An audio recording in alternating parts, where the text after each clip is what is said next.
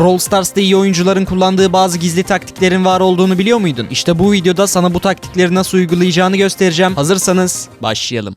İlk olarak muhtemelen hiçbirinizin bilmediği bir taktik ile başlayalım. Eğer hesaplaşmada Spike, Mo gibi mermileri dağılan savaşçılar oynadıysanız kutuları kesmenin bayağı zor ve sinir bozucu olduğunu biliyorsunuzdur. Bazen kutulara çok az hasar verirken bazen de çok yüksek hasar verebiliyorsunuz. Peki bu nasıl oluyor? Siz kutuya vurduğunuzda dağılan mermiler genelde duvara çarptığı için az hasar vermiş oluyorsunuz. Ama ben şimdi size her zaman kutulara nasıl maksimum hasar vurup onları nasıl kolayca alabileceğinizi göstereceğim. Buradaki hedefimiz dağılacak tüm mermilerin kutuya isabet edebilmesi ki maksimum hasar verebilelim. Bunu yapmak için kutuya vururken her zaman kutunun çapraz köşesinde olmaya çalışın. Çünkü siz kutuya köşesinden vurduğunuz zaman dağılan tüm mermileriniz kutuya isabet edecek ve bu şekilde kutuyu 2 vuruşta kesebileceksiniz. Tabi bu dediğim şey sadece Spike, Mo gibi mermisi dağılan savaşçılar için geçerli. Bundan sonra o savaşçıları hesaplaşmada oynarken dediğim taktiği uygulayarak daha hızlı yük alabileceksiniz. O halde videonun ikinci taktiğine geçelim. Süperinizi ve aksesuarınızı asla uzun süre bekletmeyin. Bazılarınız bunu zaten yaptığını düşünse bile aslında hiçbirimiz bu taktiğe tam olarak uymuyoruz. Biliyorsunuz yakın zamanda aksesuarlar bir değişiklik aldı ve artık sınırsız kez kullanılabiliyor ve biz bu sınırsız aksesuarları maçta olabildiğince çok kez basmamız lazım ki bize bir avantaj sağlayabilsin. İşte bunu yapmak için aksesuarınız geldiğinde illa iyi bir pozisyon beklemenize gerek yok. Direkt aksesuara basıp değer kazanmaya çalışın. Mesela Shelly'ye örnek verelim. Hedef tahtası aksesuarınız geldiği anda kullanın ki rakiplere direkt baskı kurabilirsiniz. Ama bu bazı savaşçılar için farklı olabilir. Mesela Tara'nın gölge desteği aksesuarını kullanıyorsanız aksesuarı boş yere ortada basmak istemezsiniz. Onun yerine haritadaki pozisyonunuzu bekleme süresine göre ayarlayın. Burada aksesuarımızın gelmesine çok az süre kaldığını görüyoruz. Onun için agresif oynayacağız ve aksesuarımız da geldiği anda basarak savaşı kazanacağız. Bu dediğim şey sadece aksesuarlar için değil, hiperşarj ve süper için de geçerli. Ama bunlara zaten başka videolarımda değindiğim için bu videoda değinmeyeceğim. Şimdi benim bu videodaki favori taktiğime geldik. Eğer Nita, Jessie, Tick, Juju gibi savaşçılar oynuyorsanız süperlerinizi atarken dikkatli olmanız gerekiyor. Bundan kastımın ne olduğunu az sonra değineceğim. Ama önce kötü süper kullanımının nasıl olduğunu göstereyim. Mesela burada taretimizi direkt ortaya atıyoruz ve gördüğünüz gibi birkaç saniye içinde rakip attığımız tareti rahatlıkla kesebiliyor. Aynı şey Tick için de geçerli. Süperimizi direkt rakibe doğru attığımızda çoğu zaman süperimizin değmediğini siz de fark etmişsinizdir. Bu örneklerle ne kastettiğimi muhtemelen şimdi anladınız. Asla taretlerinizi dümdüz rakibin önüne atmamaya çalışın. Onun yerine onları genellikle arkadan göndermeniz daha iyi olur. Çünkü taretlerle asıl amacımız rakibi kesmek değil, baskı kurmak. Mesela Jessie'de tareti burada duvarın arkasına attığımda bu taret rakibin sinirini bozacak. Çünkü her alana girdiklerinde taret onları ufak ufak vuracak ama onlar tareti kolay kolay kesemeyecekler. Taretlerinizi düzgün yerlere atmayı öğrendiğiniz zaman eminim ki bu savaşçılarla daha çok maç kazanmaya başlayacaksınız. Şimdi geldik 4. taktiğe. Bu taktik özellikle hesaplaşma oyuncularını ilgilendiriyor. O da kamera açısını avantajımıza kullanmak. Önce kamera açısı ne demek? Hızlıca ondan bahsedeyim. Biliyorsunuz oyundaki her modda 2 tane takım oluyor ve mavi takım aşağıda başlarken kırmızı takım da yukarıda başlıyor. Ama illaki 3 ve 3 oynarken maç başı hep yukarı doğru koştuğunuzu fark etmişsinizdir. Normalde kırmızı takım siz olsanız aşağı doğru koşmanız gerekmiyor muydu? İşte burada Brawl Stars siz kırmızı takım olduğunuz zaman kameranızı ters döndürüyor ki aynı mavi takımdaki gibi oynayabilirsiniz. Ama hesaplaşmada böyle bir şey yok. Kamera her oyuncu için aynı ve işte taktiğimiz de burada başlıyor. Hesaplaşmada üstünüzdeki adamı mı görmek yoksa alttaki adamı mı görmek daha kolay diye sorsam ne cevap verirdiniz? Üstünüzdekini görmek daha kolay çünkü kameranız biraz yukarıya eğimli. Peki biz bunu nasıl avantajımıza kullanacağız? Özellikle uzun menzilli savaşçılarla savaşa girerken her zaman aşağıda olan kişi siz olmaya çalışın. Bu sayede siz rakibi daha kolay görüp vurabilirken rakip de haritanın daha üstünde olduğu için sizi daha zor görecek. Ve son taktiğimizde savaş topu oyuncuları için. Savaş topunda siz kazanırken illaki son saniye gol yiyerek maçı uzatmalara götürmüşsünüzdür. Bu bayağı sinir bozucu bir olay ama şimdi benim vereceğim taktiği uygularsanız gelecekte bu durumu yaşamayacaksınız. Eğer gol atmadan önce 3 rakibi de kestiyseniz gol atmadan önce rakiplerin doğmasını bekleyin ve golünüzü son saniye atın. Bu dediğim şeyi muhtemelen rakibiniz de size çoğu kez yaptı ve bu normalde toksik bir şey gibi görünürken aslında burada amaçladığımız şey süreyi olabildiğince azaltmak ki rakibin gol atmak için daha az süresi olsun. Eğer bu şekilde yaparsanız son saniye golleri yeme ihtimaliniz oldukça düşecek. Ekstra olarak eğer son saniye gollerini tamamıyla engellemek istiyorsanız siz öndeyken top elinize geçtiğinde topu kendi köşenize atın ve orayı ölümüne savunun. Aslında bu gibi ince taktikler her oyun modu için var. Şu anda ekrandaki videoya tıklayarak da her oyun modunun en ince taktiklerini öğrenebilirsiniz. Görüşmek üzere.